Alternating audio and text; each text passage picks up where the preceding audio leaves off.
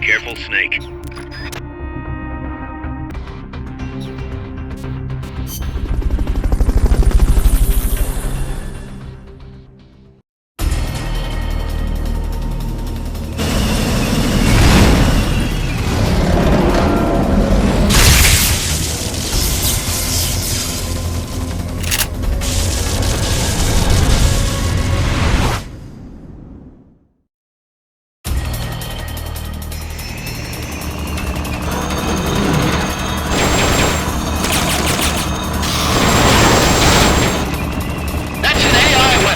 The Pupa! It's fast, so be careful!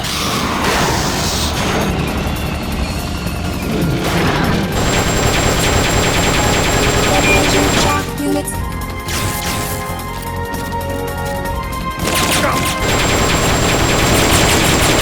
Lie flat to avoid getting hit when it charges! Firing boosters.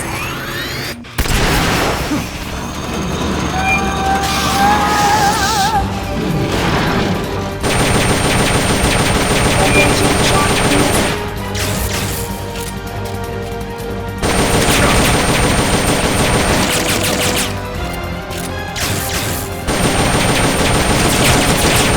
You destroyed the machine gun!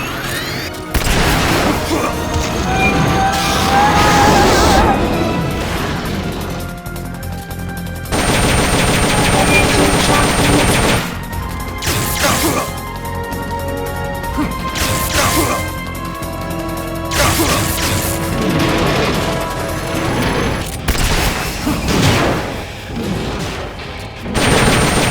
If you destroy the boosters on the left and right, you can stop it from charging at you! Take those lightning rods out! They direct its electroshock attack!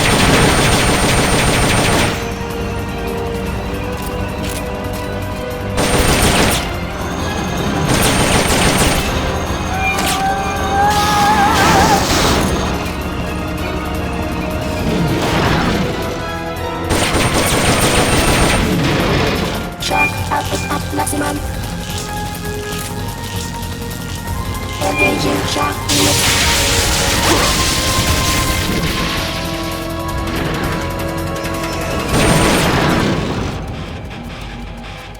High voltage incoming!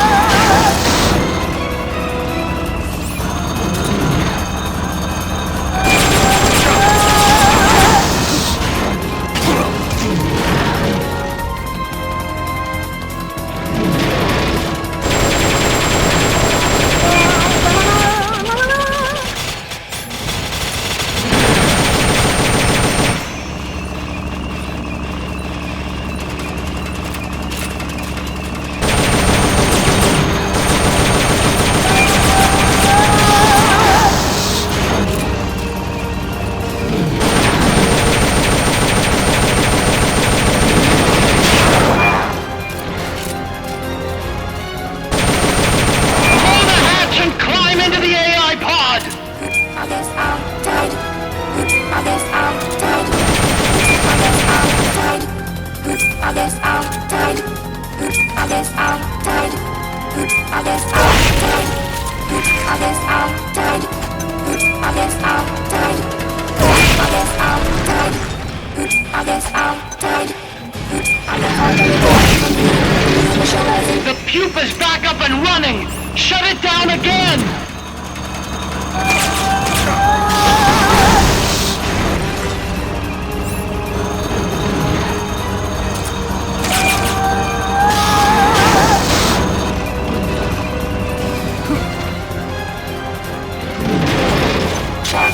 They're about to commence the requested supporting fire. Stay clear.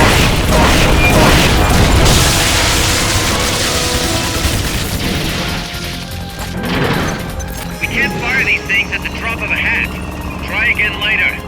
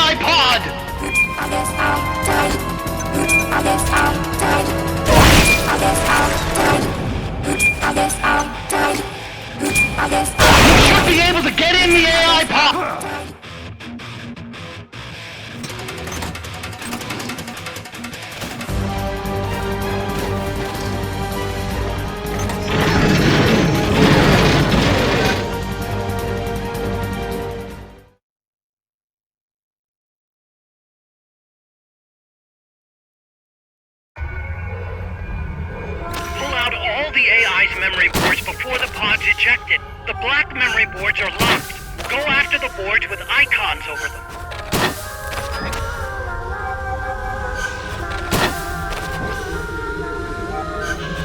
You can unlock memory boards by destroying the mechanical components that they control. Any boards you remove can be used to build our own AI weapon. Memory boards have different functions according to the icons displayed over them. Go ahead and take whichever ones you want.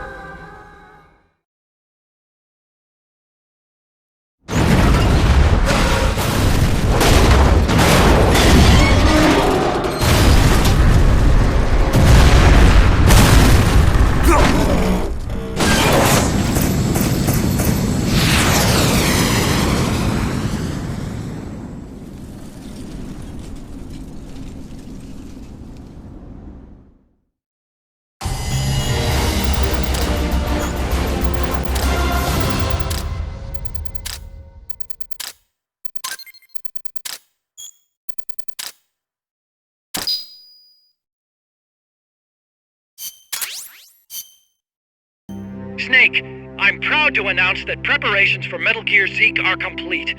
We can activate it any time. Got it. Thanks, Huey. No need to thank me. At least now I can finally say I helped you with something. You can use it in Outer Ops, too. Just select Zeke when you're forming your unit. Be sure to take it out for a field test. Okay. You can change weapons and check memory boards just like before. Use your observations from a field test to make any adjustments. A work in progress, huh? There's something I need to discuss with you, boss. Get to the point, Kaz. We recovered the nuclear warhead that was loaded onto Peace Walker from the bottom of Lago Kosibolka. What? Warheads are radioactive, even if they're relatively stable. If we just left it there, it would contaminate the lake, or fall into the hands of terrorists. Creating another crisis. Right. So while the White House is figuring out how to cover its ass, I thought we'd take some precautions. What did you have in mind? Load it onto Zeke. What? What else would we do with it? Zeke is our deterrent. To protect ourselves from nuclear attack, we need a nuclear weapon ourselves. Of course, if you're not on board, we could always dispose of it. But it won't be easy getting another nuke. This is a golden opportunity. We could always get rid of it later. Load it onto some fishing boat and leave it out in the middle of the ocean. No one would ever know it's there. But if you want to get rid of it, boss, we'll get rid of it. No, don't. As long as there are nukes out there, we need one ourselves if we're going to be a world power. I knew you'd see it that way, boss. So as long as we stand apart from nations, we need something to put us on equal footing. In a way, MSF is a country itself. And we just became the world's 7th nuclear power. Nuclear power.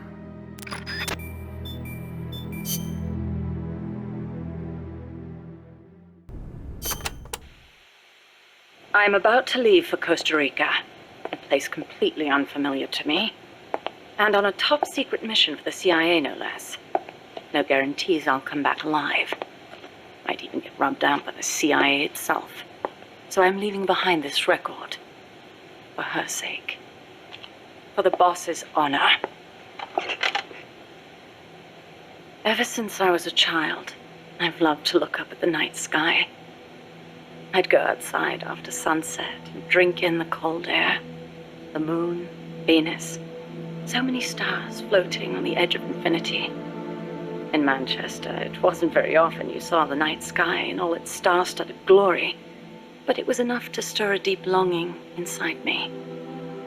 Even as others cowered beneath Nazi air raids, I was out there, watching the skies, dreaming of one day reaching the heavens. There were, of course, more practical concerns. My skin was incredibly sensitive. Even the slightest bit of sun would turn it an angry shade of red.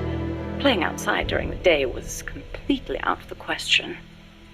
Naturally, I hardly ever had a chance to play with other children my age.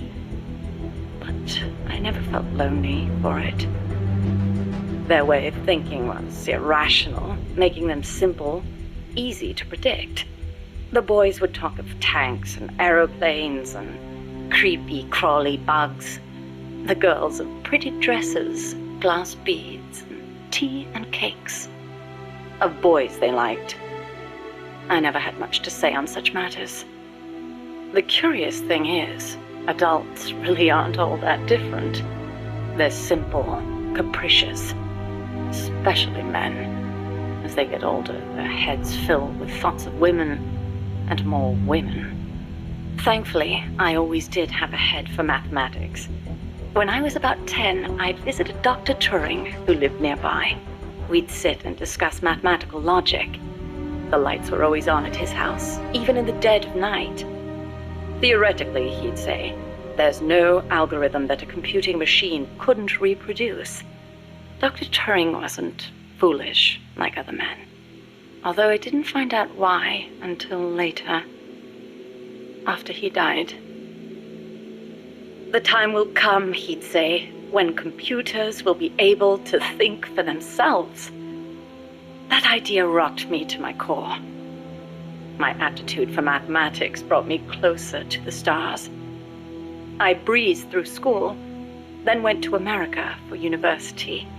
While I was studying at Caltech, NASA was established. I signed up in a heartbeat. I was a pretty good computer engineer at the time, and NASA needed skills like mine. The work was enjoyable. Even though I'd given up on going into space myself, it was a pleasure just being a part of it all. I was assigned to Project Mercury, America's effort to compete with the Soviets in manned spaceflight. 7 men were chosen as pilot candidates for the program, becoming heroes overnight. People called them the Mercury 7. The project made good progress, more or less. We had all the funds and materials we needed. After countless hours of analysis, we even had plans for something on par with Sputnik. We thought it'd only be a matter of time before we caught up with the Russians. They'd sent a dog into orbit and brought it back safely to Earth. But NASA top brass dismissed that success as a fluke. The Americans recovered their re-entry capsules at sea, but the only ocean bordering the Soviet Union is the Arctic, so their re-entry capsules had to make impact on land. A dog was one thing, but human spaceflight would still take some time, or so we thought. At the end of January 1961, we successfully put a chimpanzee named Ham into orbit. He returned to Earth as healthy as ever. NASA was giddy with success. It was then that a new woman showed up for duty. She was a backup pilot and advisor. She was beautiful, with blonde hair, strong mouth, and a steely gaze. But there was something else in those eyes, a twinkle of something warmer, of affection. It was the boss. She took one look at us in our revelry and murmured, "Savor this joy today, because tomorrow you'll have to face the truth." And she was right. The next day, our project schedule was accelerated. We'd received new information that the Soviets were mere months away from putting a man into space. The brass had misjudged the Russians. We couldn't afford to allow the shock of another Sputnik. Somehow, we had to get a man into space before the Russians did. It was an utterly impossible task. We'd only just put our first chimp up. With a human on board, failure was not an option, especially if it were one of the Mercury 7 Golden Boys. And on top of that, the brass wanted to put a window in the spacecraft. The pilot wouldn't be a test animal this time, they said. And when this hero came back alive and well, they wanted him to describe what he'd seen. It was madness. Adding a window to our existing spacecraft would leave it unable to handle the stress, not to mention the problem of shielding the occupant from cosmic rays. But the boss rose to the task, and splendidly. She claimed to be a layman when it came to space, but caught on keenly to new ideas and concepts. She was demanding, of herself and of others. She seemed rather cold-hearted at times, but I was smitten. She was beautiful, yes, but more than that, she was wise. Her mind was thoroughly rational, and yet no matter how I tried, I could never predict her actions. It was easy for me to assume that her judgments were drawn from an enormous base of knowledge. Quite simply, her life experiences were more diverse, more intense than anyone else's. To me, they seemed boundless in their breadth. In her, I saw a reflection of the night sky. Perhaps because I too was a woman, she and I became close. I couldn't go out in the sun, but she lit up my life. Her light was soft, like that of the moon. I was so happy. With her unerring guidance, the project steadily regained its footing. But one issue remained, the pilot's safety. When the day came to choose a pilot, the Mercury 7 just quietly walked out. Who could blame them? It was far too great a risk to take. Even if they'd volunteered, NASA would never have let them go. They were national heroes, basking in the media spotlight. There was no way they'd be sent on such a mission. The conference room was silent. Then, slowly, she raised her hand, almost as if acting out a scene from a movie.